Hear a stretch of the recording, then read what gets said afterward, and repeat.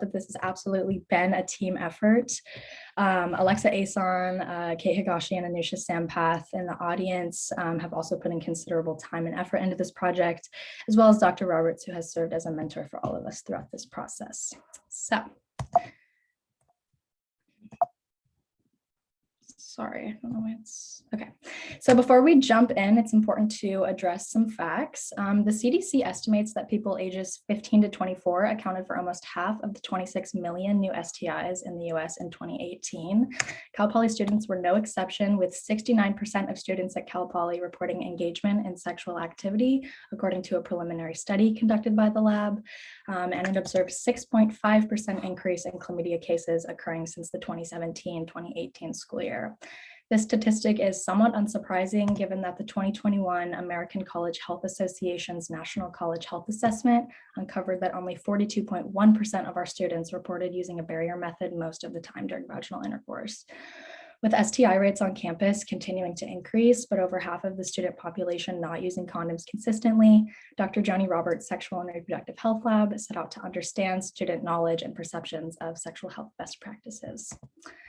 So, aware of these startling findings, now alum Bella Moylam designed a senior project to investigate student awareness and adherence to sexual health best practices. A survey was developed and disseminated to the student population that examined student beliefs about contraceptive use and engagement in these practices. Subsequently, multiple focus group discussions totaling 64 participants were held to further explore circumstances in which protection was used and factors that contribute to contraceptive utilization. Emerging focus group trends reveal that the idea of cleanliness was often discussed, which involves asking partners if they are clean, generally believed to mean STI-free, before deciding whether or not to use a condom. It was actually discovered that 43% of students would not refuse sex if their partners refused to use a condom. Therefore, our current study set out to further examine the meaning of the term cleanliness as it pertains to sexual activity and to investigate student behaviors related to condom use and participation in discussion about STI status. So in order to effectively seek out possible answers to these questions, in-person and virtual interviews, subsequently subjected to qualitative data analysis, were the selected systematic approach. This system effectively addressed the question, what does the word clean mean in a sexual context, by enabling analysis of direct verbiage rather than asking participants to select from a list of pre-constructed answers, providing insight into nonverbal cues such as nervousness and contemplation associated with discussions surrounding sexual activity that would not have been identified by using other methods, allowing for respondent freedom and the capacity for open-ended responses and elaboration, serving as a test run for engagement in STI status conversations, which many students have not engaged in before, therefore giving them an opportunity to practice open communication about their expectations and experiences, and promoting student evaluation of their own behaviors and opinions about condom usage, STIs, and STI status conversations. Many students reported experiencing a degree of self-reflection as a result of participation in this study, as a matter of fact. So ultimately, these associated outcomes of the selected systematic design also assist in achieving an even greater benefit. New themes can be divulged and examined that provide a more detailed picture, consequently leading to a more in-depth analysis of trends revealed by participants. So following the designation of interviews and qualitative analysis as the system of approach, steps were taken to initiate and conduct this study. First, participants were recruited via social media, flyers posted around campus, and class announcements. One-on-one in-person or virtual interviews were then conducted, where students were asked about their sexual histories to reveal their experiences using protection, initiating STI status conversations, and the circumstances in which they did or did not use protection.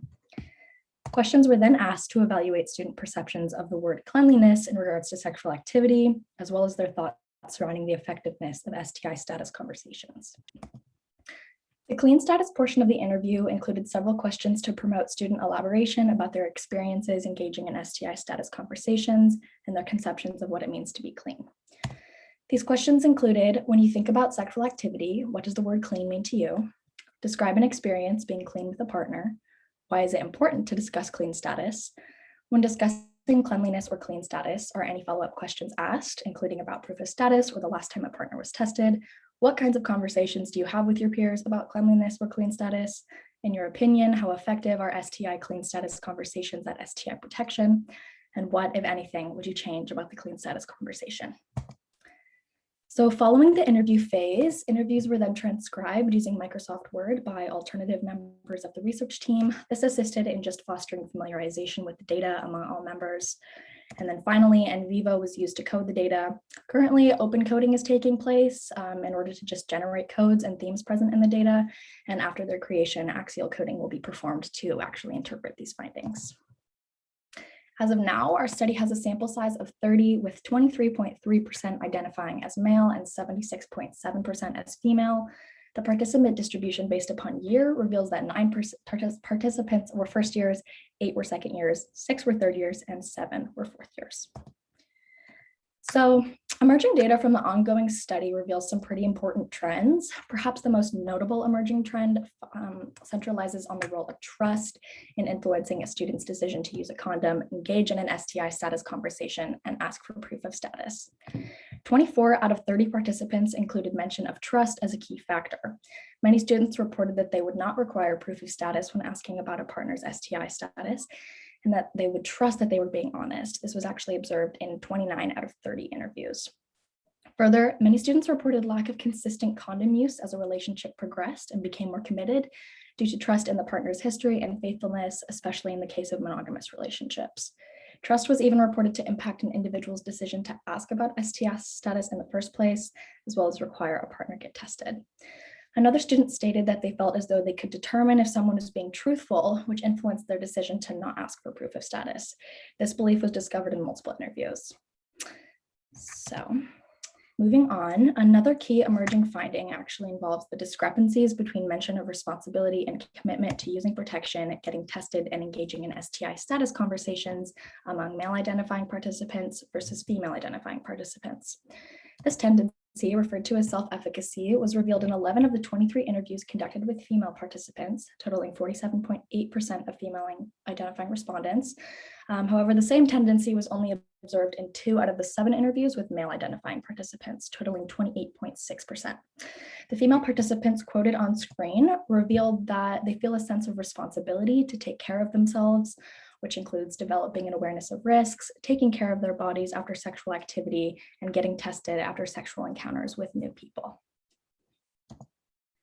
Another emerging finding reveals that students do not actually share a universal definition of the word clean, but instead the semantic value ranges anywhere from the physical environment to the location in which sexual activity is taking place to STI status.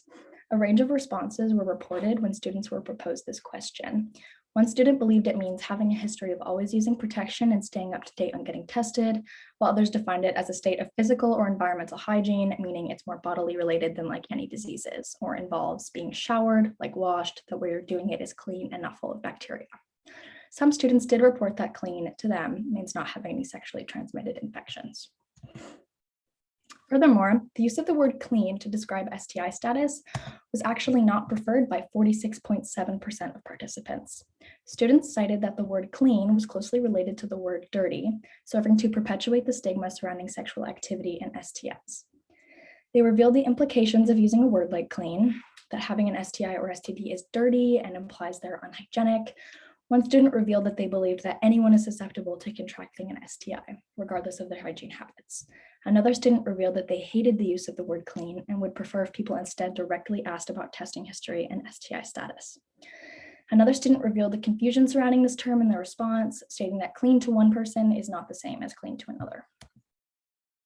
So in many instances, students didn't agree with the current degree to which sexual health is addressed and discussed on campus, within groups, or between partners.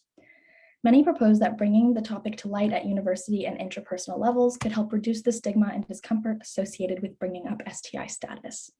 They touched on the culture of shame surrounding sexual activity and STIs and expressed their desire to normalize the conversation to make it more common to outrightly ask, when was the last time you got tested? In addition, one student claimed that sexual health needs to be taken more seriously, especially on college campuses where hookup culture is so prevalent. Another student indicated that they believed normalization efforts should begin within peer groups by initiating conversation with friends. So with these emerging findings also come some questions that have yet to be answered. First of all, given student awareness of engagement in sexual health best practices, yet the role of interpersonal factors in influencing the use of protection, what strategies can be implemented to effectively target student hesitancy to use or ask partners to use a barrier method? In other words, what strategies can transcend the impact of factors such as trust and discomfort when considering use of protection during sexual activity? In addition, how can university efforts foster normalization of STI status conversations? This is an important question to consider, especially considering the context and the overwhelming student response that some degree of normalization would be effective in reducing stigma surrounding the topic of STI status. Furthermore, given that the word clean does not have a universal definition among the student body, what words and phrases can instead be used to destigmatize the conversation and make communication between partners and peers more clear and effective?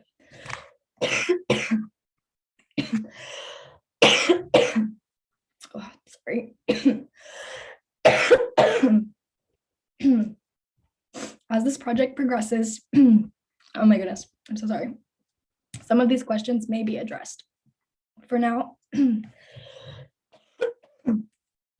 primary focus of this project is the continued conduction of interviews with an emphasis on male recruitment. Given the disproportionate number of female identifying participants in the study, encouraging male participation is pivotal in creating a representative sample and consequently generalizable findings. Simultaneously, code generation and refinement will be taking place to generate effective representative codes that assist in theme extraction. Data will then be compiled and organized for the purpose of participation in future conferences and presentations. Gabby, go ahead and take a moment. So Sorry, Gabby, I don't know, something in my throat. Oh you just had a presentation for people this morning. You've been talking nonstop. I know, my voice must be strained. Oh my goodness. Okay. Sorry, everyone. Brief intermission. Okay. So data will then be compiled and organized for the purpose of participation in future conferences and presentations with the ultimate goal of publication.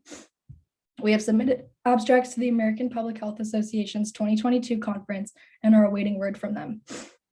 Submission of an application to speak at the International Society for the Study of Women's Sexual Health's annual meeting in spring 2023 may also occur. There is hope that this research could eventually be published in the Journal of American College Health or the Journal of Sexual Medicine, among others. Furthermore, during the course of our continued research on this topic, additional goals are likely to be developed for the expansion or possible dissemination of this knowledge. Given the considerable role of coding in the process of sifting through qualitative data, NVivo software will be the primary tool used to analyze the data.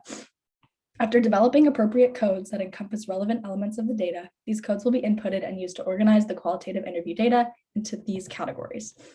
Then the codes will be assigned under blanket themes. The themes will be used to construct cohesive narratives about the findings in a thoughtful manner.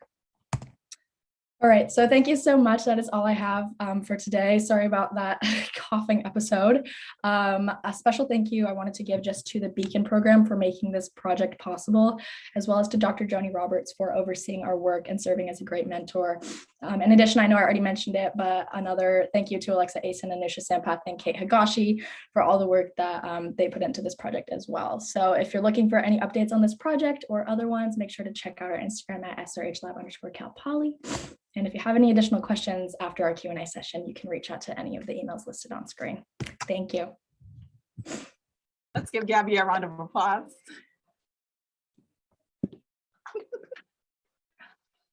Wonderful. So we'll open it up for questions now. Anything that you want further clarification on, or have questions for next steps, or just questions about the project in general.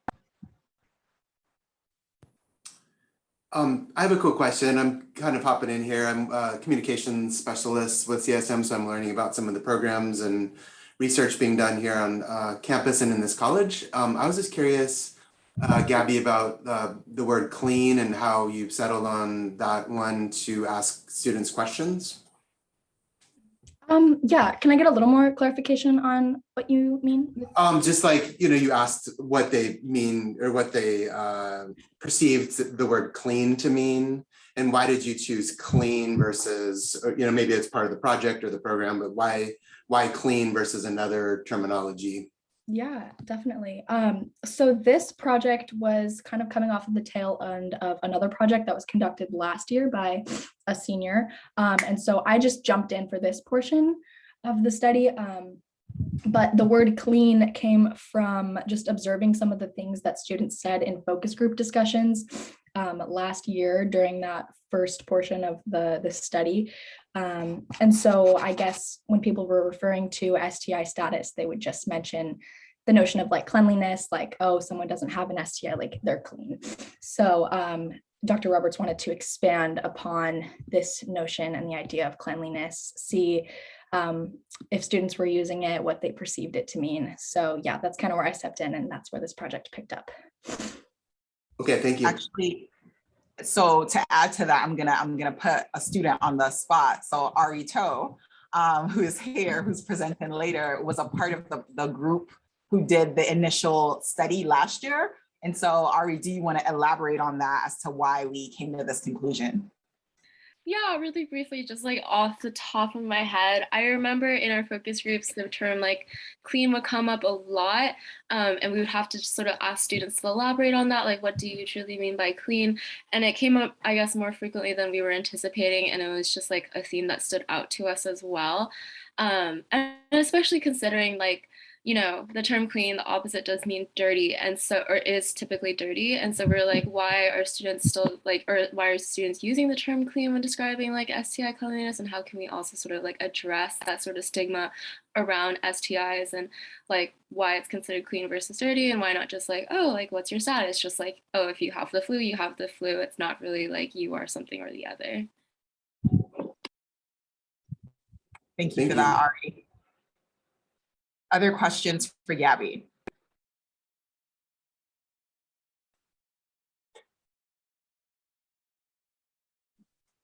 So I just have one more. You know, there was that difficulty, it seems, with getting male respondents. You know, is there an explanation for why that is, or did you encounter anything that you know, made it difficult to reach out to them? Yeah, I guess we just kind of like, even in conducting interviews with male participants, there was just like a degree of hesitancy to like openly discuss the topic. And I think this is something that's kind of observed in a lot of research that takes place about sexual and reproductive health. So I'm not exactly sure what the reason for that is. I definitely know that like in just discussing with like male friends and counterparts, like there was just a degree of discomfort, I guess, openly discussing the topic. And so that's definitely something we're going to have to focus on as we continue trying to conduct these interviews and to recruit male participants, because I don't have like a concrete sense of why there are like fewer male participants. But yeah, you bring up a really good point. It definitely is really important that we get more male input, because we want a representative sample and we want to make sure we're getting, you know, opinions and insight from all sides. So I'll also add to that, when it comes to stigmatized research, it's very difficult to get men to sort of discuss these topics. And so even in the project last year that Ari alluded to, we had difficulty recruiting men then as well. We tried every incentive we possibly could, and it was just so hard to get them. And we find that like women are more open to talking about these conversations, even though they do find them difficult as well. But men sort of like see a flyer or they see it and just like, that's just not for me. It's just not in their wheelhouse, like they're not interested in talking about it. And I will add something unique about Gabby's study is even the male participants we had were mostly sexual minorities. So we had very few cisgendered men who were willing to come and talk. And so that also says something about like, even when we do get men, the type of men we get and why them versus others. Yeah, and I guess I just wanted a little bit of an add-on. I didn't talk about it as much in this presentation, but that kind of also parallels like male hesitancy to initiate STI status conversations as well. Something we picked up is that oftentimes women are the ones that are sort of wanting to engage in these conversations. So I just figured, like, I just thought those were kind of interesting and related factors. So Yeah, that's very interesting. Thanks for sharing that. yeah, thank you for your questions. So I do have a question for you, Gabby. So given that this is a college campus and you mentioned that hookup culture is very prominent on college campuses, and we know specifically for SLO County that our STI rates are ridiculous and they're predominantly due to the Cal Poly community, right? Especially when we're talking about gonorrhea and chlamydia. What sort of recommendations or like what would you like to see happen on campus for us to address these issues? Yeah, that's definitely something to consider, and kind of something I've been brainstorming just for like the direction of this project. So I had mentioned it just a little bit the other day, but I think using the findings from this as a basis, and then perhaps considering some theoretical applications, kind of examining which concepts, is it trust, is it discomfort, like what variables are the most impactful for students when they engage in conversations, use protection, their testing behaviors, everything under that realm of adhering to sexual health best practices, and then kind of figuring those out and then designing interventions based around those with an emphasis on, I think, fostering open communication. What I would like to see and hopefully work towards are some sort of efforts that kind of emphasize the importance of open conversation. And in turn, I think that will assist to some degree in normalization efforts, which students discussed quite a bit. Because I think as it stands now, like none of the other factors can really be addressed until we're having open conversation and we're figuring out what people are thinking about these topics. So, yeah. Okay, great. And one final question, and anyone from the team who assisted Gabby can also answer. So this study was obviously a continuation of a study that started last year where these themes came about. And we were surprised last year when people were using this term because we were like, wait, what are you talking about? Like, what do you mean when you say this? And so we wanted to explore that more. Why do you think there's such a discrepancy between last year people using the term and this year people being uncomfortable with using the term?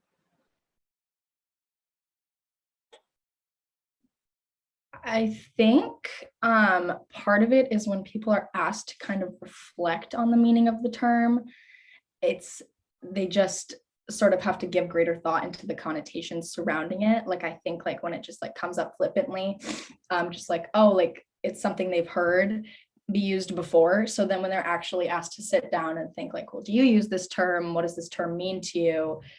They actually have to give some consideration to like, would I use this word to describe somebody, like this idea of the word clean? Because throughout the course of interviews, people started off without really questioning like the use of the word. And towards the end, they'd be like, like, I actually don't like using this word. Like, I don't like the way that it's related to some, negative connotation about sexual health and STI status.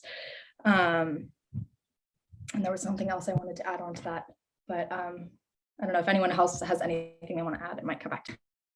Yeah, adding on to that, something interesting that was mentioned in at least one of the interviews, maybe a few, was that like how the recent COVID pandemic kind of impacted people's ideas of like being clean in a broader sense of like having COVID, not having COVID, like status in that sense. And so one participant did mention that they were like more concerned with talking about maybe their COVID status than their STI status.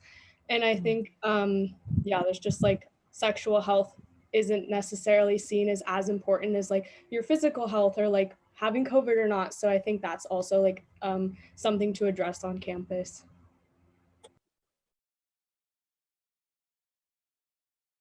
Thank you. Great insights. All right. So we are going to transition from sex to menstruation, where Sarah is going to take us on a journey on a project called Find Your Flow.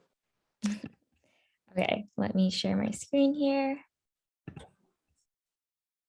All right.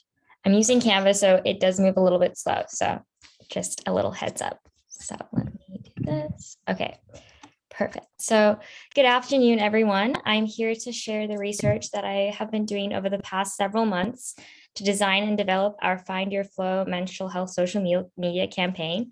My name is Sarah Hemp Adams. My pronouns are she, her, hers, and I'm a third year public health major. I started this project alongside 2 other researchers back in the Summer Frost program last year, and I've continued to work on it throughout the school year alongside my teammates who are here today, Sydney, Kate, and Nicola.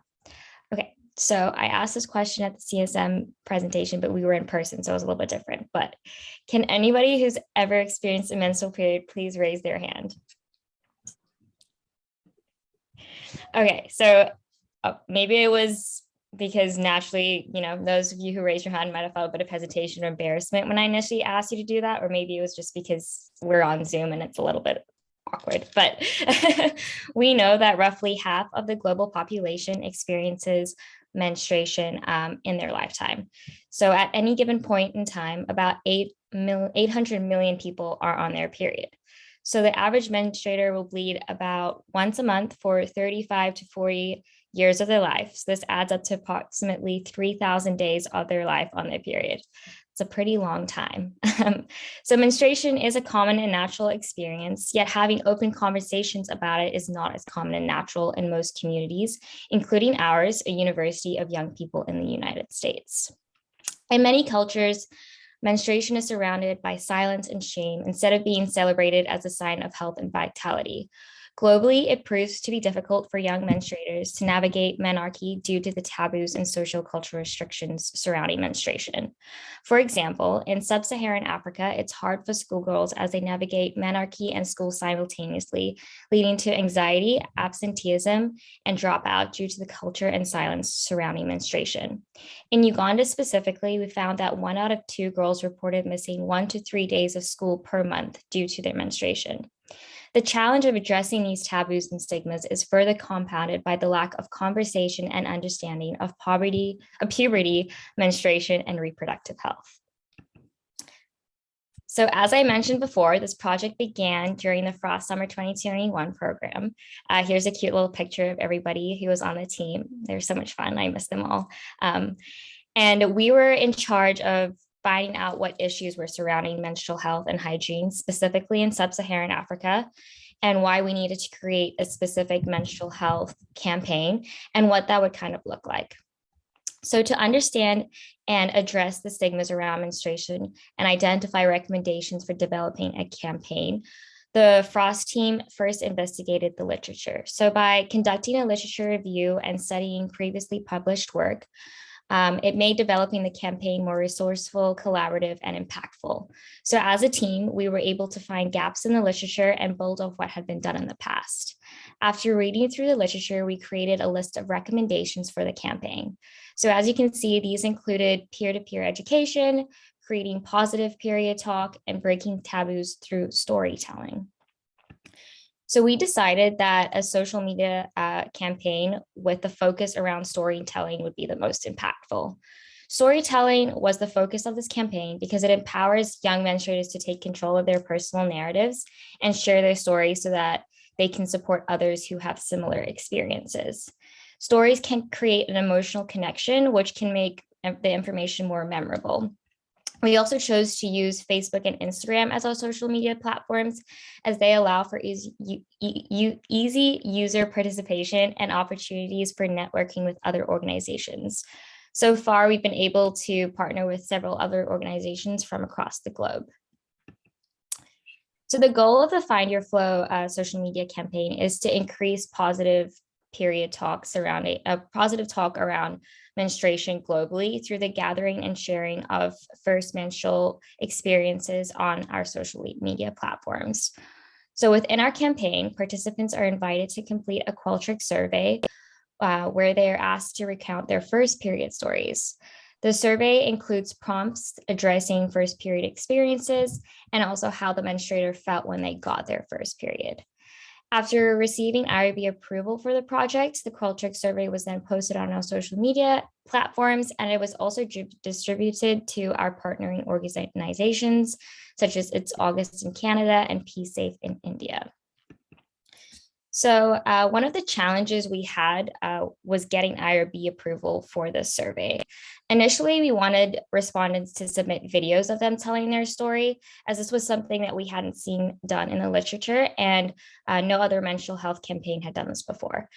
Unfortunately, our first submission for IRB approval was denied because collecting videos would not allow participants to choose to be anonymous. So for now, we've changed our survey to collect written responses, which can be kept anonymous if the participant wishes to do so. And we're hoping that in the future, we can find a way to work around this and have those participants who want to submit a video be able to do that. Another issue that came up with IRB was incorporating the consent form into the survey. Initially, we had planned to do the survey on Google, but just so that people could submit their videos. But when we wanted to put the informed consent form as part of the survey, we had to switch to Qualtrics because it made it a little bit easier. If you go and look in the Qualtrics, it's the first thing that comes up. And also we found that Qualtrics was a better option because it proved to be more versatile for reaching a wider range of individuals globally. And it also obliges to a lot of the regulations and laws surrounding surveys in other countries. So now I will go into some of the preliminary results we've got. So far, a total of 66 menstruators have recounted their first menstrual experiences. As you can see, most of the participants had their first period in North America and Asia. And the age of first period ranges from 8 to 17, with an average being around 12.8 years of age. Along with these stories, we also collected, we asked questions about participants' current views on menstruation, their beliefs surrounding other menstruators' experiences, and the effectiveness of storytelling. These questions were all presented on a Likert scale. So the first question was, how comfortable do you feel when talking about menstruation? As you can see, most participants felt comfortable when talking about menstruation, and only 6 felt extremely uncomfortable. The second question asked, how do you think most people would describe their first period? More than half believed that most people would describe their period as a negative experience, and only 3 respondents had said that they think people would describe their first period as a positive experience. The last question we asked was, how effective is storytelling at fighting stigmas? And 80% of the participants believe that storytelling is either extremely or very effective at fighting stigmas. So our main survey question was the open-ended question, which asked participants to describe their first period story, including where they were, how they knew they were on their period, and what they did. Based on the responses, we found 4 common themes. We got education, location of first period, support, and emotion. So 22% of participants reported inadequate or no education about period and menstruation and menstrual health before they had their first period. Arusha from India stated, I did not know it was a period since I was not told anything. I asked classmates about it and was told by their parents to not encourage indecent conversations. And Justine from the United States said, so many questions could have been answered if I had only paid more attention to the Your Body and Puberty video they showed us in 5th grade. The most common location for where participants got their first period was at home or at school. And of those who reported getting their first period at school, 34% stated that they did not have access to menstrual products and resorted to wrapping their underwear in toilet paper instead. One anonymous menstruator from the United States said, I didn't have access to feminine hygiene products, so I just threw away my underwear every night. 72.2% of participants sought initial menstrual support from their mother or a female relative, while only 16.67% did not seek support at all. 27% of respondents talked about feelings of embarrassment, while 16% of respondents mentioned that they kept their feelings to themselves. One menstruator in the United States wrote, I didn't really seek support from anyone because I decided it would be easier if I just dealt with it myself. Only 2 menstruators indicated that they were excited or proud to start their first period, as it indicated they had entered womanhood. So these preliminary themes indicate the need for more inclusive menstrual health education globally, as well as more access to menstrual products, especially in the global south. Based on the quantity of respondents that we received regarding insufficient education regarding menstruation, it is important that future menstruators feel more prepared and comfortable when they get their first period. Menstrual health and hygiene education should be implemented globally before most individuals reach menarche, which has been proven to be around 12 years of age. Additionally, as Justy in the United States had described, it's important that menstruators not only receive menstrual health education, but also remember what they were taught. So they know what to do once they do get their period, if they get it later. Therefore, this education should be ongoing so that there's no gap between when you get the education and when you have your first period. This continuous conversation would ensure menstruators do not feel as though menstruation is a taboo and unfamiliar topic. There is also a need for greater access to menstrual products, especially for menstruators who get their first period at an early age.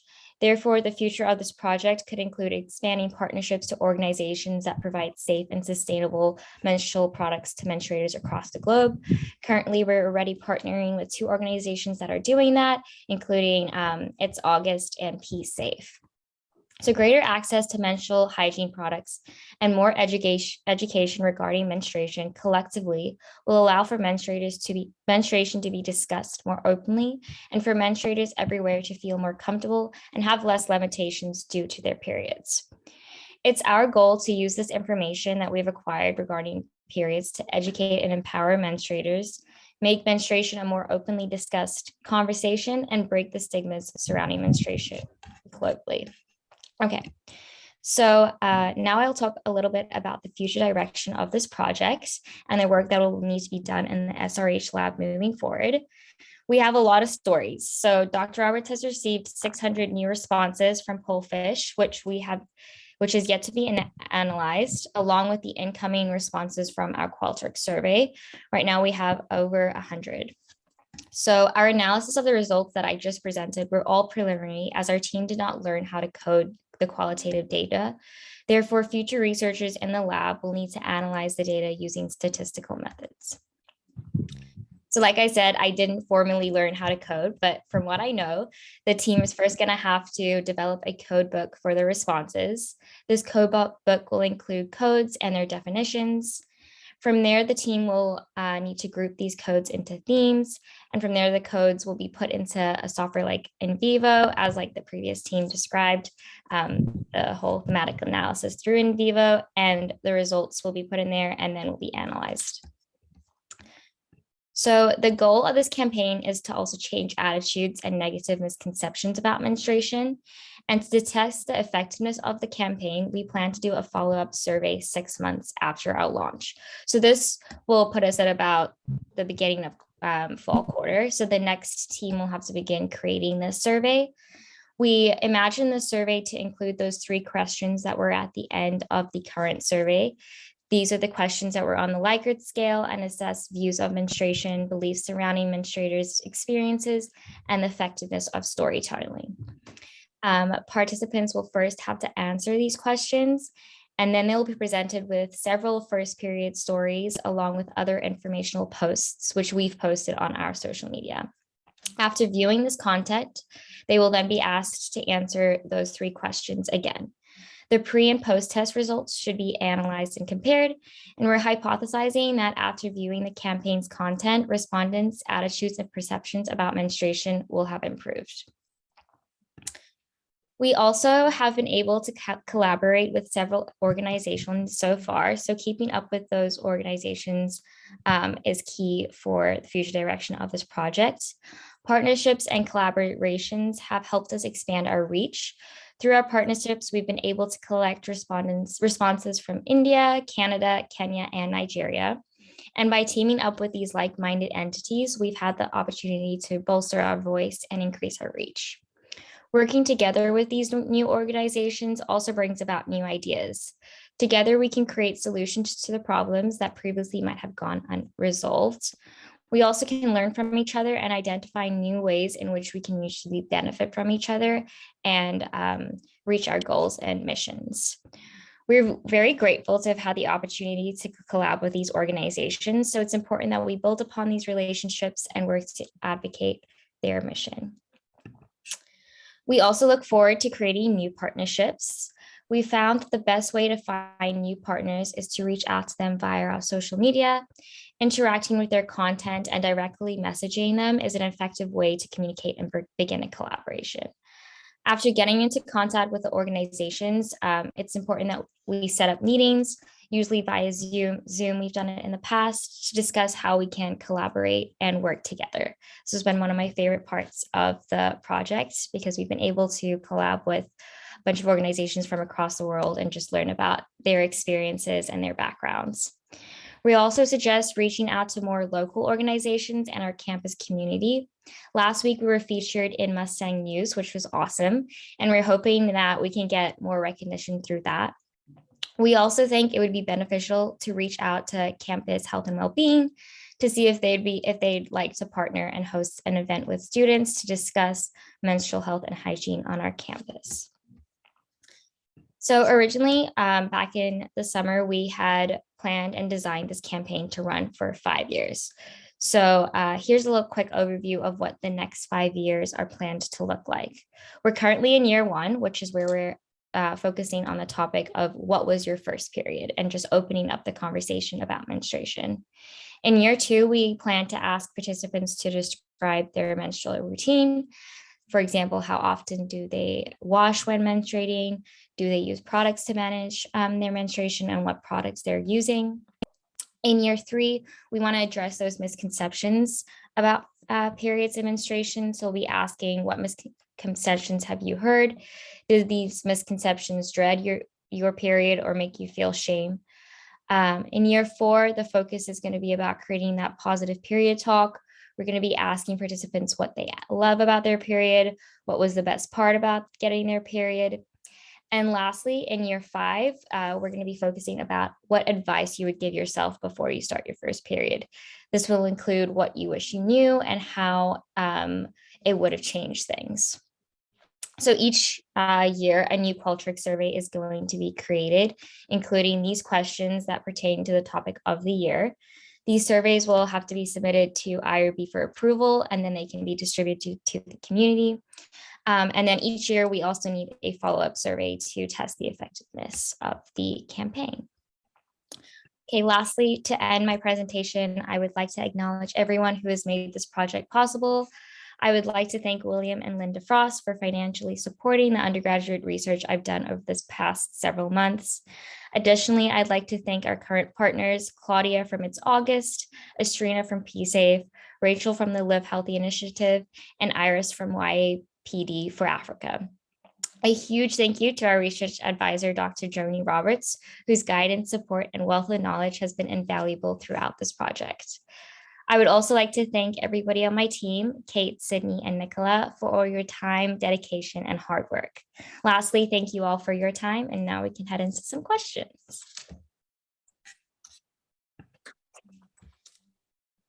Thank you very much, Sarah. Round of applause for Sarah.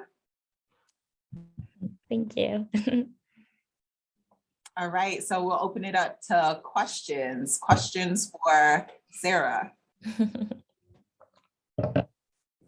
Hi, Sarah. I thought it was interesting on the comment about, I think it might have been the India parent who said, don't talk about things indecent. Did you see other comments similar to that in the responses, or was that sort of an isolated one? I mean, did that parental kind of sentiment come through in other responses? So not directly did we see anyone that was like saying that it was their parent who was saying to not have these conversations or stop having these conversations. But we did realize that a lot of people, or there were numerous responses that were saying that there was this shame and stigma around talking about it and that they felt uncomfortable talking about it. But that was the only one that I remember picking up that said that their parents had said that they shouldn't talk about menstruation.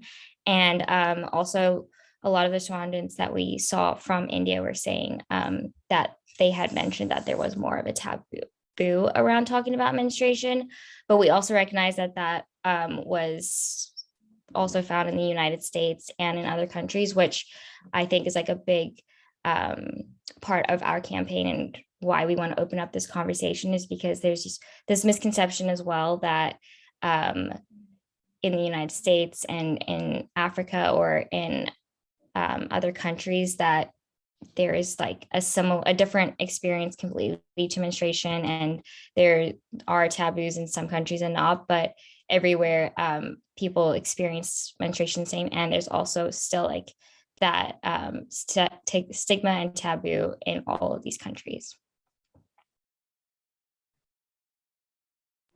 I had a question for you, Sarah. Did you all look at like if there were differences in if people said they had a negative period experience, if they maybe started like before age 12 versus like older than age 12? Like, did you see older participants saying that like maybe they didn't have as bad of a period experience? We actually did not look into that, but that is a very good question, because I think like I don't make assumptions, but I think that'd be interesting to see, especially if people had not received education if they were at a younger age.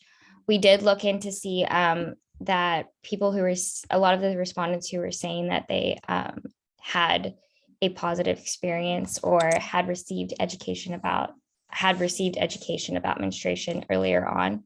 And also we had recognized that a lot of the respondents that we got were from people who are in the menstrual health campaign community and are wanting to open up this conversation. So they had a different outlook on whether or not people thought it was positive or negative. But I think you bring up a good point, and something that could be looked into as they analyze the data to see if there is a correlation between that. Awesome, thank you.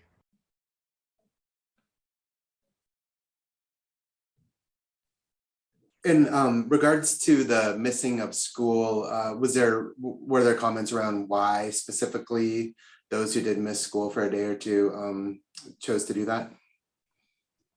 We did not, in our respondents, I don't think, have anyone say that exactly like explicitly why they did choose to miss school, but looking in the literature, in most countries, it was either because they didn't have access to those products or they were needing to change those products, but there wasn't facilities where they could go and change those menstrual products, or if they were using like towels or paper towel, obviously they would bleed through faster. And so going to school was harder. In some countries as well, the taboo or the stigma around menstruation prohibits them from going to school. I remember reading, I think during the literature review, I don't want to get the country wrong, but the menstruators were saying that in certain countries, you can't go into the kitchen when you're on your period, you can't go to religious events or go to church, and similar to school, it's could be seen as like you can't go to certain places when you're on your period. We saw that in the literature as well, but in the responses, nobody had said like why they missed school and why that was. But in the literature that we did in the review, a lot of it had to do with access to products, as well as if there was a restriction in their culture to go to school.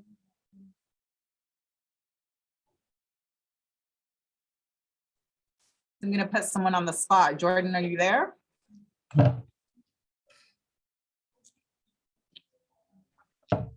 Yes. So Jordan's going to be continuing this work over the summer. Jordan, do you have questions for Sarah or the team, seeing that you'll be taking the baton and carrying it forward? I mean, I just think, did you think that you kind of struggled kind of getting used to kind of talking about this a lot, frequently, like and just like being comfortable being the person to initiate these conversations? I would just want to clarify, do you mean like me personally, my experience, like talking openly about menstruation more comfortably and how it's changed in my perspective?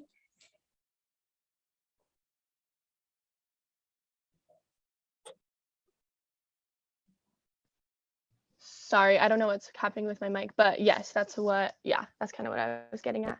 Yeah, so before starting this project, if you read like in the Mustang News article, I also mentioned that before I started this project and doing this research, I like never would talk about menstruation, and it made me feel super uncomfortable.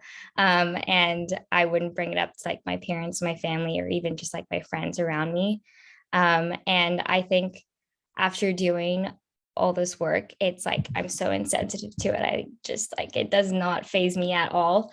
And sometimes I like have to remind myself that, you know, I'm because I know so much about like all of this and I've been working with it and it's become so familiar with me. I'm so comfortable talking about it. So I think like personally, right now I'm very comfortable like talking about it openly and sharing like the research that I've been doing. And sometimes, you know, I'll bring it up to my parents or friends and they're kind of like standoffish about it. But I just feel like at this point, I am very comfortable with it. So if you are currently feeling like hesitant about it, don't worry, like you're going to learn a lot. It's super cool. And you're going to learn that it's just another thing that people experience. Okay, that's good to know. I'm pretty open about like I'm not super like modest, like I don't usually get uncomfortable or like feel awkward, but I think just like trying to get other people to open up could be a struggle. But so I was just curious what your experience with that was like. So that's good to know. Yeah. And what's great is that with our survey, I think it's been really helpful that we have had that option for people who do want to share their story to share it anonymously. They don't have to share their name. They don't have to show a picture of themselves. Like they can just submit the story and there's no like direct connection to them. And so I think that's also helpful with having people share their experiences and recruit it. You can be like, you don't even have to like say it's yours, just share it. Awesome. Thank you. All right, so we're gonna transition to Izzy, who's gonna talk to us about COVID and social isolation. Y'all are getting topic whiplash today. But I'm gonna hand it over to Izzy. Okay, let me figure out my screen.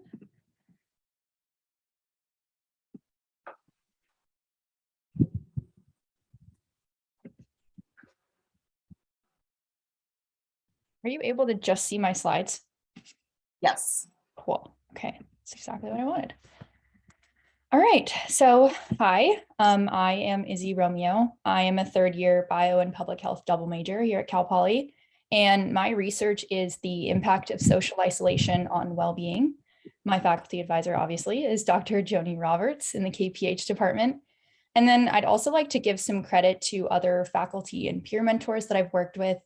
This includes Dr. Jamie McCreary, a professor emerita from Cal State Stanislaus, Dr. Harold Stanislaus, a professor from Cal State Stanislaus, and then finally Marcus Hawley, who is a second year materials engineer here at Cal Poly. So for the last 2 years, we've been hearing a lot about one thing in particular, COVID, and that's definitely for good reason. Throughout the span of COVID-19 so far, here's some of the impacts that we've seen. So the first one is that 1 in 4 people throughout this time have had trouble paying their bills. In terms of the global economy, there's been a drop by 3.9% from 2019 to 2020.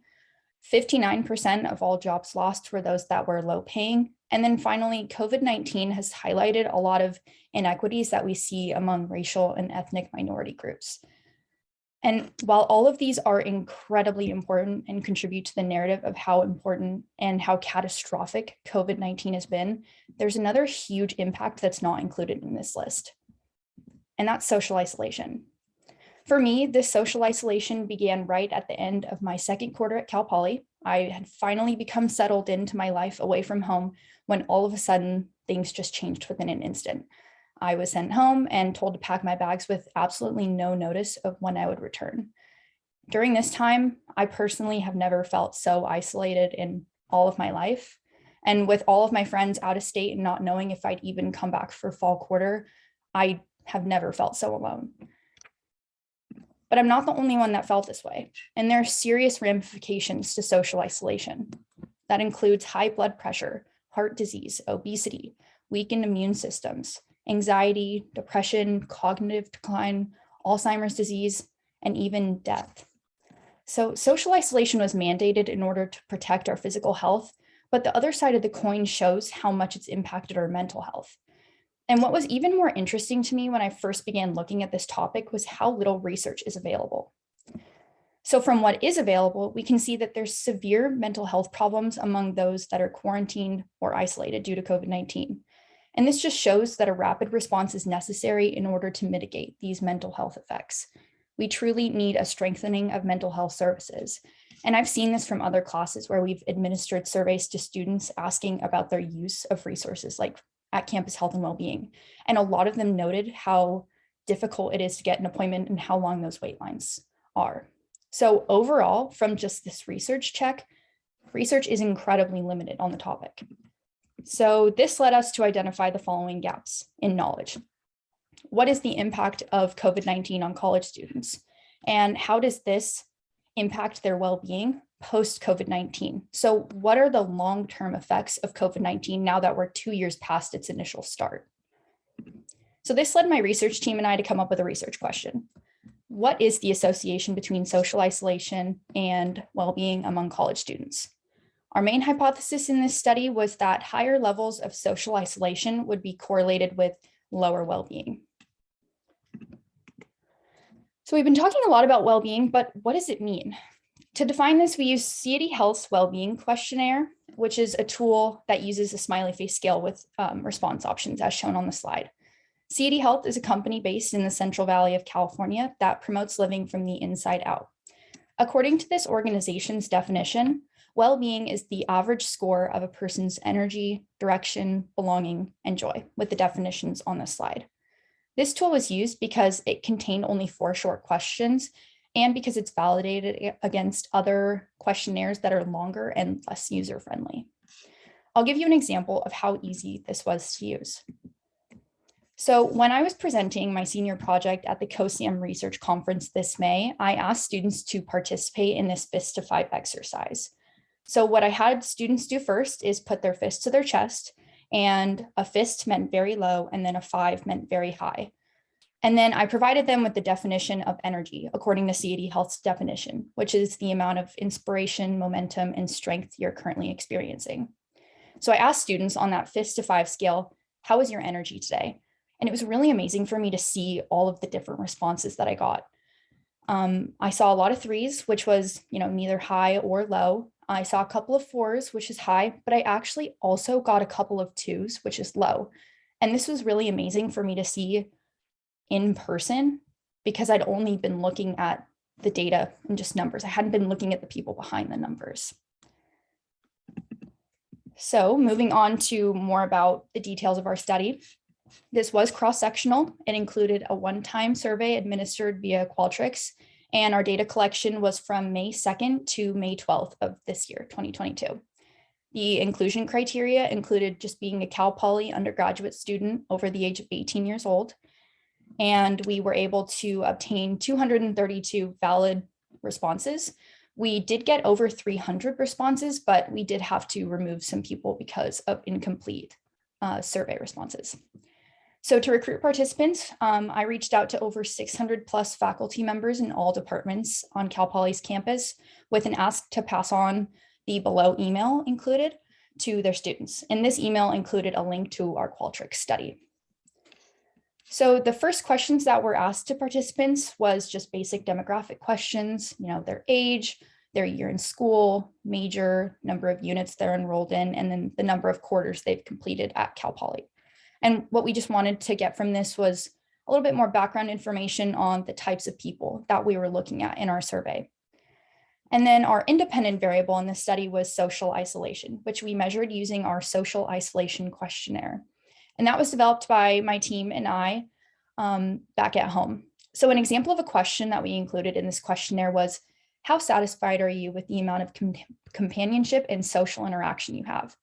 And what we hoped to obtain from this questionnaire was a better understanding of students' living situations, their companionship, and then how satisfied they felt with the amount of interaction they had on a daily basis.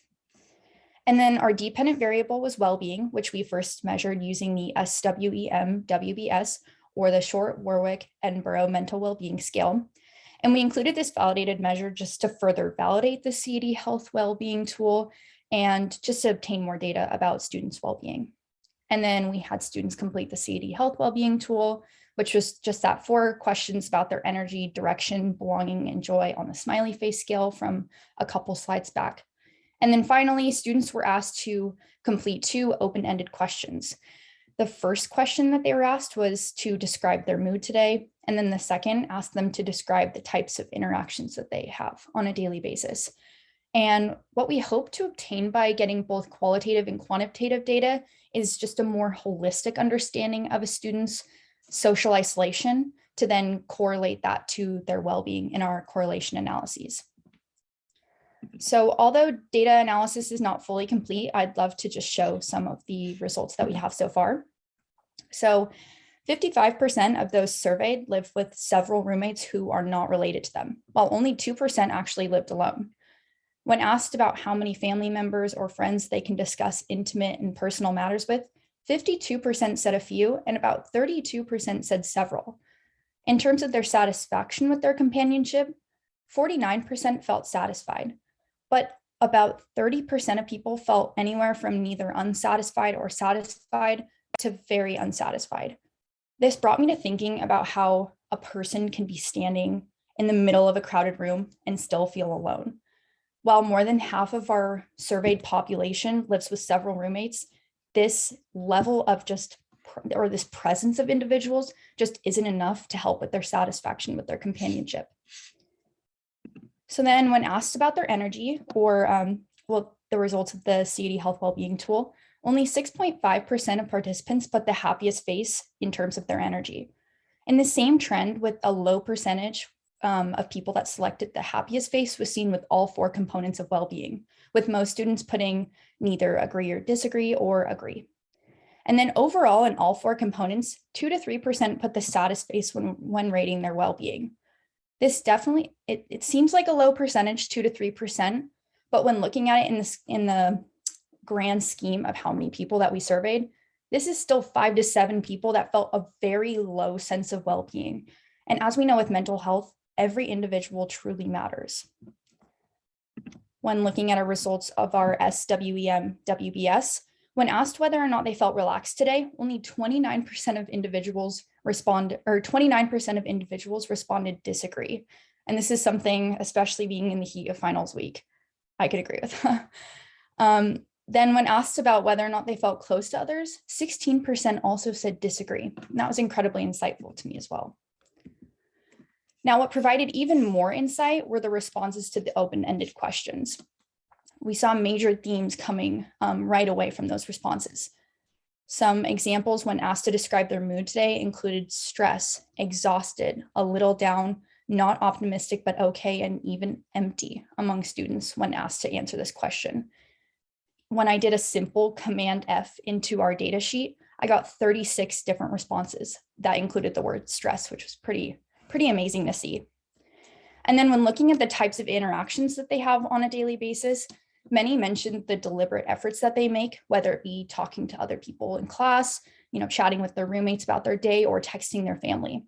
And then a lot of people also mentioned that a lot of their interactions were school related, which I thought was interesting and especially insightful with COVID-19 and mandates for more online classes. By taking away these school-related interactions that a lot of people rely on, I think it's really interesting to see how that impacts their mental health as well. And then after running bivariate analyses between social isolation and well-being, we actually were able to find an association between social isolation and well-being, which was really exciting to see. So when looking at table 1, which includes the correlation outputs, we can see that there is an association between, in this case, we called it social integration and well-being. And we use social integration, which is the opposite of social isolation, because of the questions that we chose to generate a social integration score. And those questions included, with how many friends and family can you discuss intimate and personal matters with? How many friends or family members would help you if you needed, help with your food, housing, or other essential needs? And then how satisfied are you with the amount of companionship and social interaction you have? So these 3 items were used to generate a social integration score based on inner item reliability. And then from these results, it indicates that there is a positive relationship between social integration and well-being. So in other words, someone that has low social integration or higher social isolation is more likely to have lower well-being compared to someone that isn't feeling socially isolated. And then this was also a significant association or correlation that was found with a p-value of very close to 0. So what does this mean for all of us? Well, there is an association between social isolation and well-being, and that's especially insightful for colleges moving forward on how they can work to address mental health in their student population.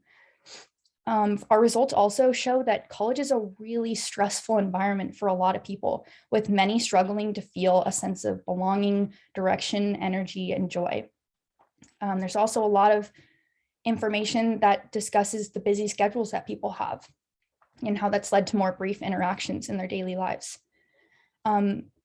Many discussed having people surrounding them, with more than 50% of our population living with several roommates, but that level of interaction for many just is not sufficient.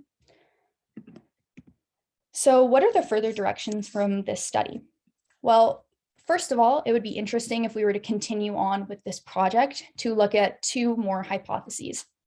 So based on previous research, it's been found that females report lower well-being among those that report social isolation. So it'd be interesting to see from data analyses or collecting even more data, whether or not that's true on Cal Poly's campus.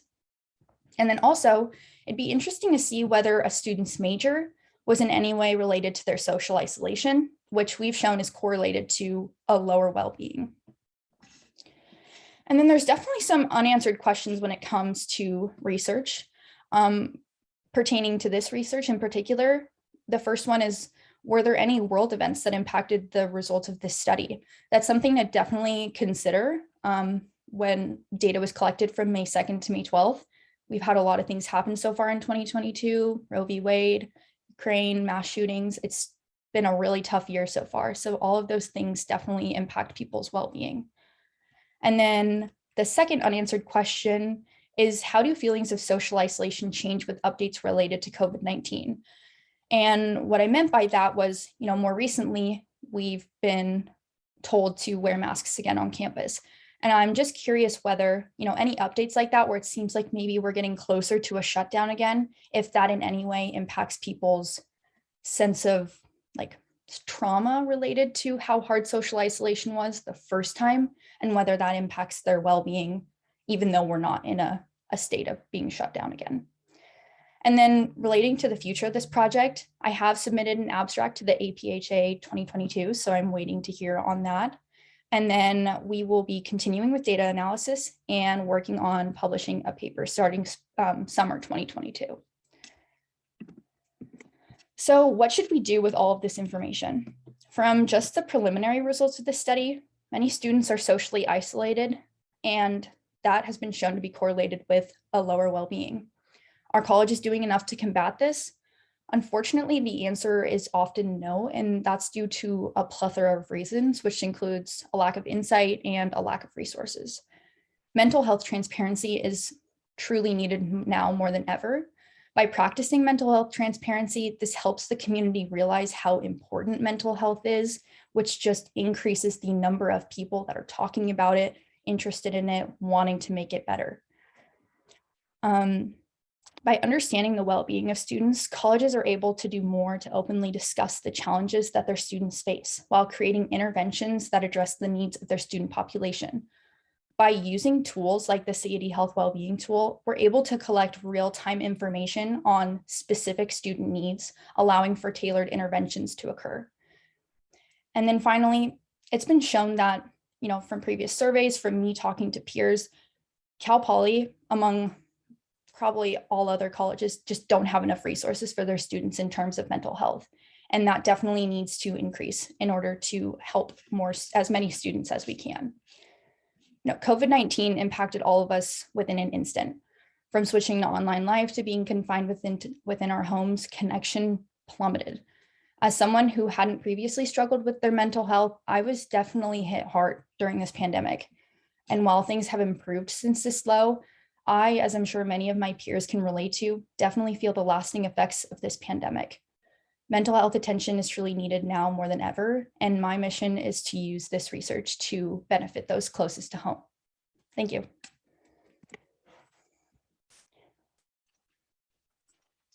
All right, round of applause for Izzy. Yay.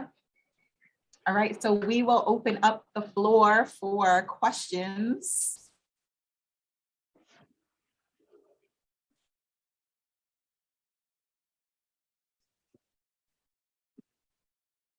Oh, don't leave Izzy hanging by herself.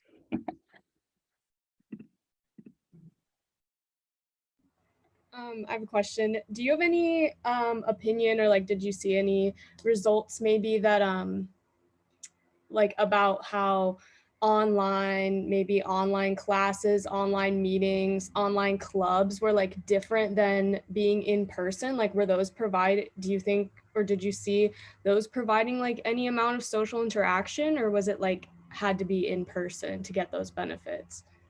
I see what you're saying.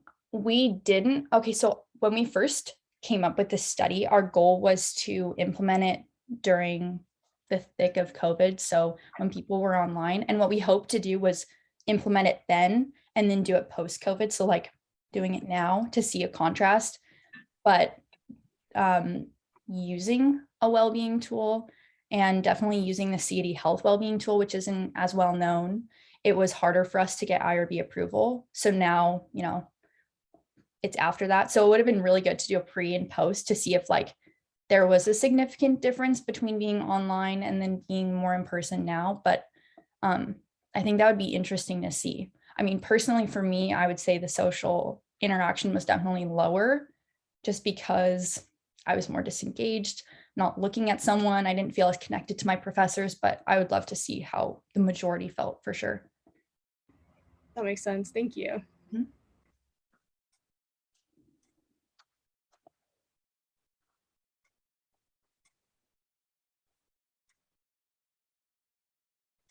So I have a question.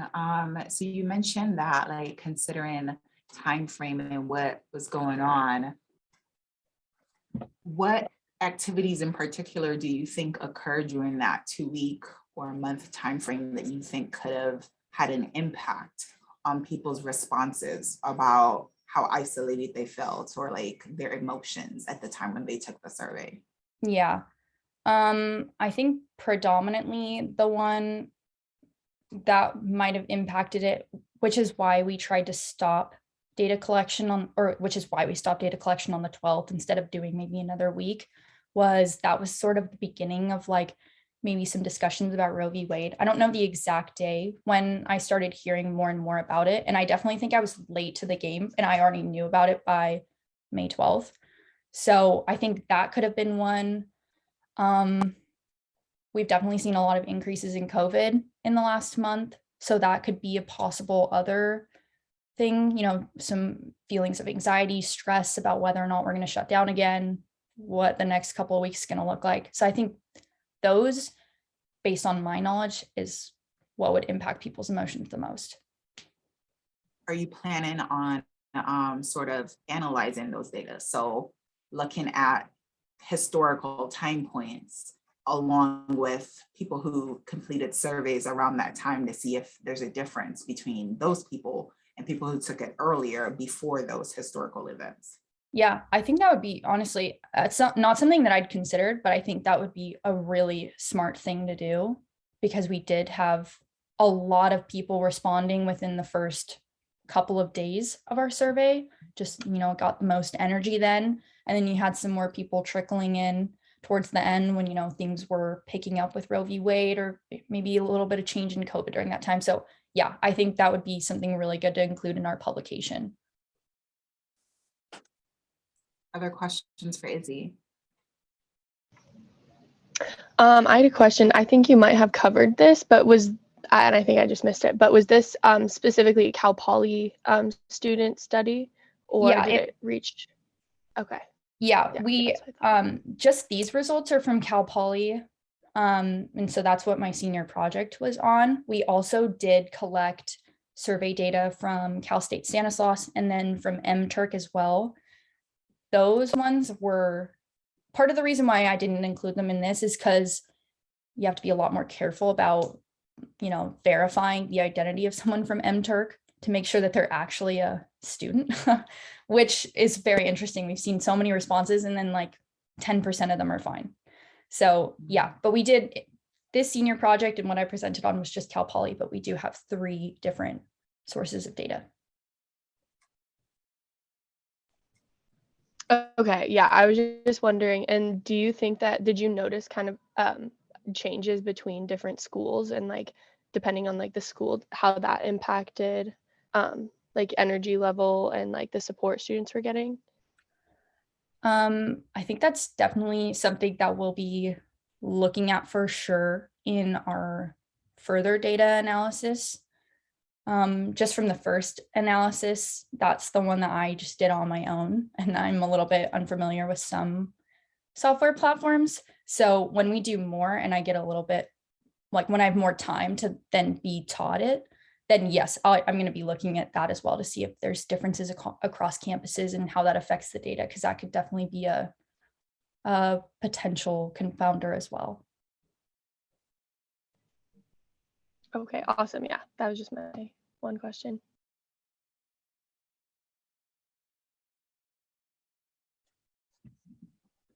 All right, thank you so much, Izzy. We're gonna turn the reins over to the SRH Lab superstar here.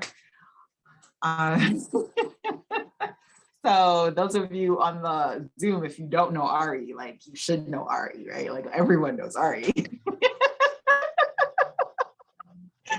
I'm embarrassing her now. So Ari is going to end our presentations tonight looking at menstrual product choice. And so Ari, take it away.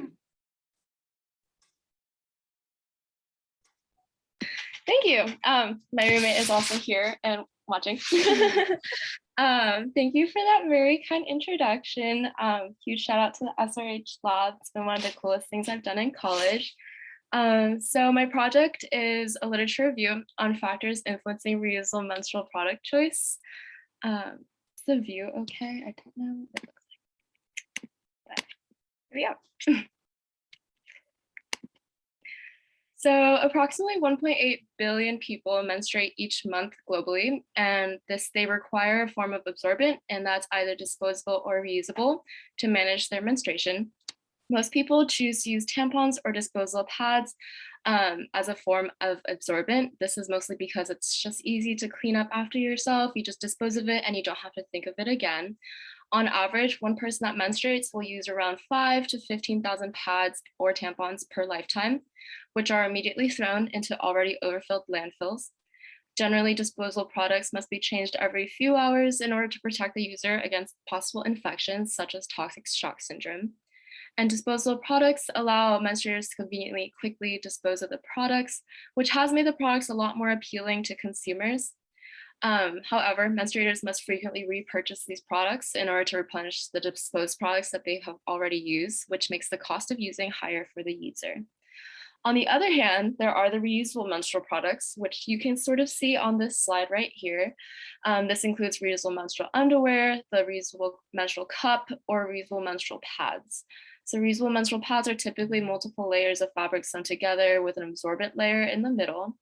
Menstrual cups are like flexible cups that are inserted into the vaginal canal to collect menstrual blood, and then you just dump it out and then you can reuse it. And then reusable menstrual underwear is just worn as typical underwear, and it has additional absorbent layers to manage one's period. So menstruators can wash and reuse these products for at least a few years before needing to repurchase new products, unless obviously the product gets lost. And this significantly lowers the financial and environmental burdens of menstruation. However, despite all of these benefits of using reusable menstrual products, a lot of menstruators do not choose to use them.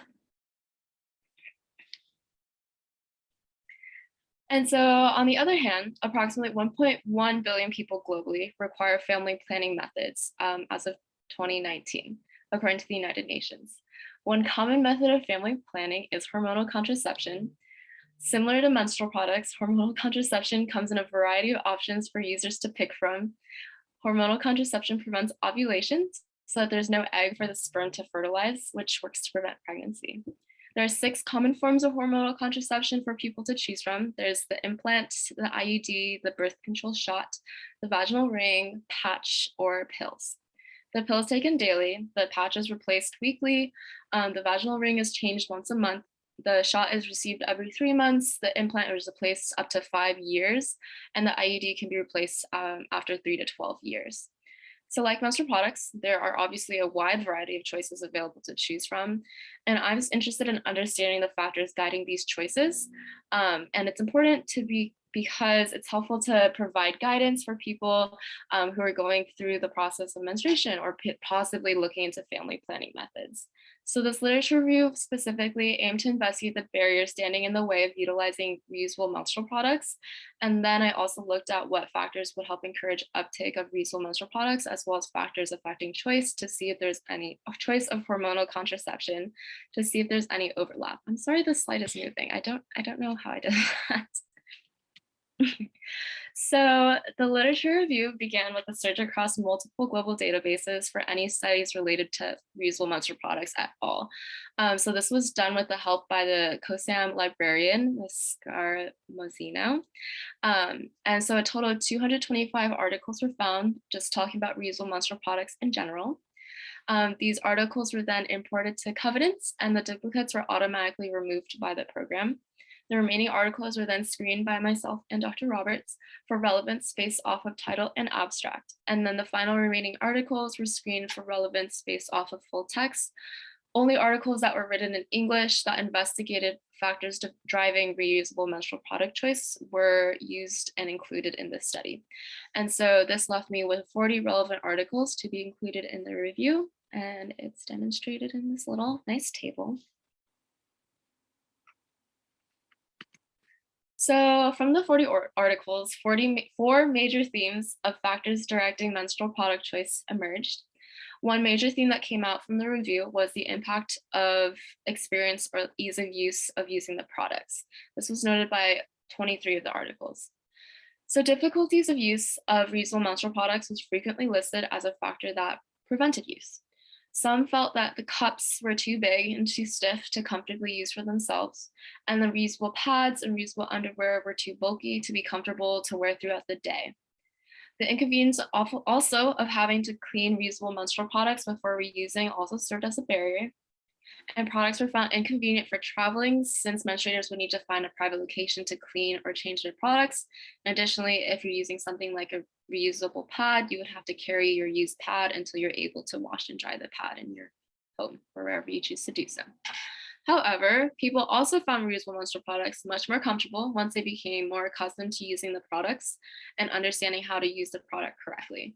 After practicing using the products for a few cycles, most found the products a lot easier to use and better to use than disposable products or whatever methods they were using as an absorbent before. Users also prefer this product since they experience less leakage when using reusable menstrual products compared to the methods that they were using previously, such as a folded cloth or disposable products. This is crucial since menstruation is still quite stigmatized in many cultures, and experiencing a staining of clothing due to leakage can really disrupt daily activities and also bring a lot of stigma onto the person. Reusable menstrual products were also more comfortable to use during light flow days compared to products like the tampon. Not having to change the product every few hours like you would have to for a disposable product was also an important factor improving uptake, since it would allow users to wear the products for longer. They wouldn't have to worry about changing it for a while. And then the second theme that emerged from collecting the literature was the effect of environmental factors, which was noted in 5 of the articles. One of the most common reasons that turned people away from reusable menstrual products was the need for privacy and adequate resources to properly clean and reuse the products. The environment people live in does not always lend itself to the demands of reusable menstrual products. So for example, the menstrual cup typically needs to be boiled to be completely sanitized, and many do not have the consistent access to running water or a pot and fire to boil the cup properly. You would also maybe need privacy to do so in the event that you do not want your family to know or loved ones to know that you are on your period. And then reusable pads or underwear do need to be washed and dried thoroughly before reuse as well. And many do not have the privacy, like I said before, to completely dry their products easily since they may not have access to one of the machine dryers. They would have to air dry, and then that would expose the fact that they are on their periods. Access to reusable menstrual products also played a role as a barrier, since some do not have the ability to make or purchase these products themselves, or they simply just do not have access to reusable menstrual products at all. Additionally, the initial cost of purchasing one of these reusable menstrual products prevents many from choosing to use the products. However, the overall financial savings of using reusable menstrual products did at times serve as a factor improving uptake. And then the third overarching theme that I found from 28 of the articles was the impact of intrapersonal factors, such as knowledge, attitudes, and beliefs on decisions made of reusable menstrual products. So lack of personal knowledge about reusable menstrual products, as well as lack of knowledge about the anatomy of the reproductive parts that are involved in menstruation, turn people away from reusable menstrual products. People didn't feel comfortable with menstrual blood or having to adjust products and touch their genitalia like in order to use products like the cup. Young female participants feared stiffness, and the size of the cup would also stretch out their vagina and make them undesirable to men. There was also quite a few mentions of possibilities of losing your virginity due to using products like the cup that have to be inserted into the vaginal canal, which served as a major barrier for uptake of these reusable products.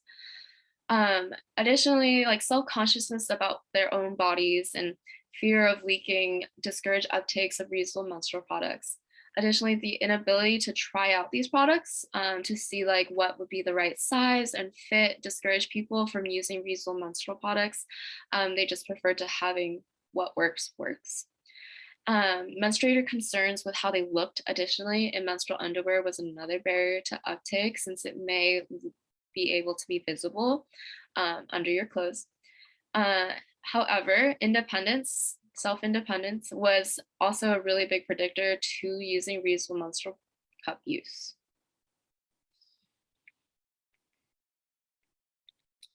And then my last overarching theme that came from the literature review was the effect of interpersonal relationships on choice, and this was found in 6 of the articles. So sociocultural norms surrounding inserting foreign objects into the vagina due to misbeliefs about virginity was cited multiple times as a deterrent from wanting to use invasive products such as the cup, like I mentioned. In one study, caregivers in the community that were helping connect participants with the cup or the pad were hesitant about helping participants insert the cup because of their own feelings about virginity, and this immediately turned away participants from wanting to use the cup. However, alternatively, positive anecdotes from others did encourage menstruators to choose to use reusable menstrual products and to continue trying using reusable menstrual products, even if initially there were some issues such as like maybe discomfort or maybe just not the right fit. Hearing stories of like the benefits of reusable menstrual products, such as relief of menstrual pain and preventing leakage, really encourage people to get over those initial humps to continue using these products. Additionally, peer support really helped menstruators become more comfortable with products and be more open to discussing how to make the experience more comfortable for themselves.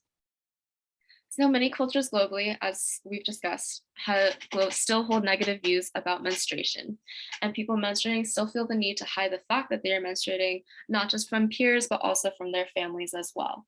So having to dry out, like I said, and clean out these products can be a really huge barrier, and there's just still so much stigma and taboo standing in the way of making this a more comfortable experience.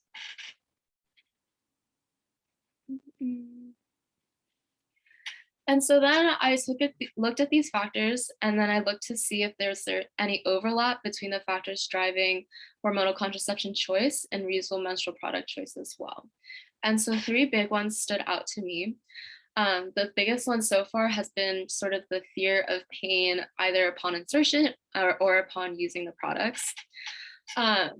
So studies from this review noted that users found inserting the menstrual cup difficult and using the cup in general caused discomfort. And this was a barrier to wanting to use the cup. And likewise, fear of pain during insertion and use of something like the IUD, which is inserted into your uterus, is noted to deter people from choosing the IUD, even though it's a great long-term option for people. However, pain or discomfort does typically go away once the person becomes used to the product that is in their body, whether it's the cup or the IUD. And so in order to help people sort of overcome this initial discomfort, it's important to have more open and accurate conversations. It's important to be honest that there may be discomfort experienced, but it's also important to note that it will most likely eventually go away. And if it doesn't, there's support for the person, and there are different methods that they can try as well. And then the second overlap that I noticed was the impact of misinformation. So since reproductive health topics such as menstruation or birth control are still very much taboo subjects in many cultures globally, many are not comfortable discussing options, and they're just turned away from options due to misinformation. For instance, like I noted, many believe that inserting foreign objects like menstrual cup would take away their virginity, and so people don't want to use a menstrual cup. And on the other hand, in a study done in Mali, young people did not want to use the pill or any other injectable contraception because they feared that those methods would make them sterile. So people are basing their reproductive health choices on inaccurate information, and they're avoiding products that may otherwise be beneficial to their lifestyles. These findings definitely suggest the need for creating more acceptance around these topics in order to encourage the sharing of more accurate information to help people make better informed choices about their own bodies. And lastly, a really big one that comes up is accessibility. Quite a few people do not have access to all the options that are available. And so they're sort of left with what they can get their hands on. And so it's really important for us, especially in our field, to continue pushing to increase accessibility everywhere. Everyone should have the option of all of these choices. There are so many, and they should not be limited just because they do not have access to these products. And to wrap up my presentation and the project, I think it's really important to emphasize opening the conversation surrounding sexual and reproductive health care. There is a need to provide accurate information, and in order to get this accurate information out there, it's important to tackle the stigmas clouding reproductive health. Giving people the space to find out what works best for themselves and their bodies and their lifestyles is really important, and they just cannot do this if they're being held back by misinformation and taboo in the world. So alongside tackling reproductive health stigma, it's also important to continue pushing to increase access to all forms of menstrual products and hormonal contraception. People deserve the right to make decisions for themselves without fear of outside judgment. And the next steps for this paper are to submit the literature review to the Journal of Sexual Medicine, who had commissioned me to write this paper and connecting it to hormonal contraception, which will hopefully be done by July, August of this summer. And to conclude, a huge thank you to the Frost Scholarship for the opportunity to work on the project that led to this paper. I worked on the project in the summer of 2020 with Dr. Roberts and Bella and Tisa, and where we worked to create our own prototypes of reusable menstrual products, which was a really cool project. And also, of course, a huge thank you to Dr. Roberts for her constant support for the past 3 years of doing research under her, and all of her guidance and little tidbits of wisdom, which I will definitely be carrying as I leave my undergrad experience. So thank you. Thank you, Ari. Round of applause for Ari. Awesome. So questions for Ari?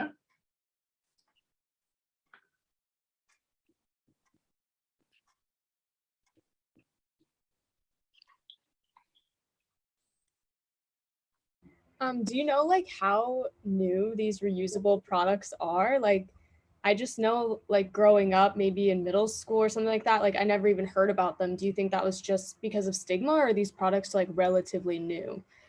So I don't know this for sure. I know these products have been around for quite a while, definitely before I and you probably have learned about menstruation in school. They are more recently becoming more popular because people are sort of realizing the impact that these disposable products have on the environment. And yeah, I agree. I never learned about any of these reusable menstrual products in school ever, and my mom never taught me about it either. It's definitely a more recent thing to sort of be using these products, but they have been around for a while. And there's quite a few like different prototypes of these products as well. Thank you.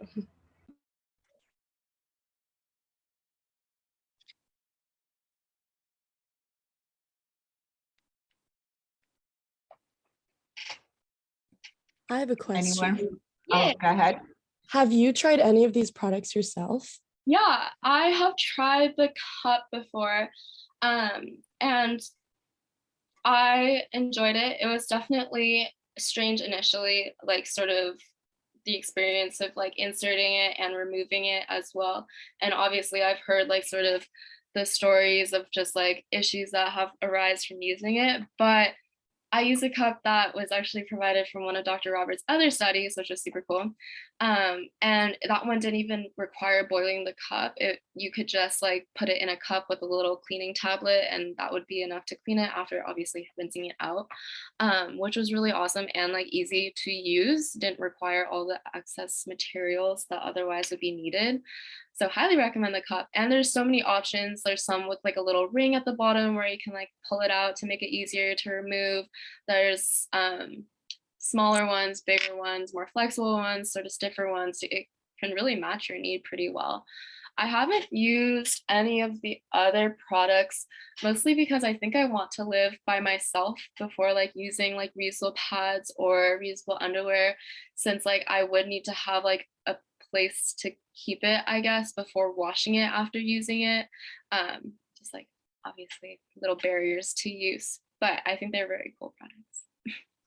Oh, and also I have very light periods, and so using the cup is a lot nicer than like using tampons, because obviously when you don't have enough absorbed into the tampon, it kind of hurts to remove it. Yeah, Sydney was actually on that project that gave out those reusable cups. Yes, such a cool project.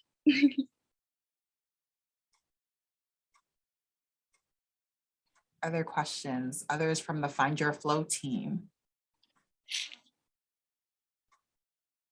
I really have a question, but I think it's very interesting. And I wish you would have been there for our webinar that we did about sustainable menstruation. It was really cool. And we learned a lot more about these menstrual products, because obviously our campaign, the main focus wasn't that, but it was really cool getting to do that webinar with PSafe and talk about those things. And I personally haven't tried a menstrual cup before, but now I'm like, I've got it and I'm ready to use it and I'm excited.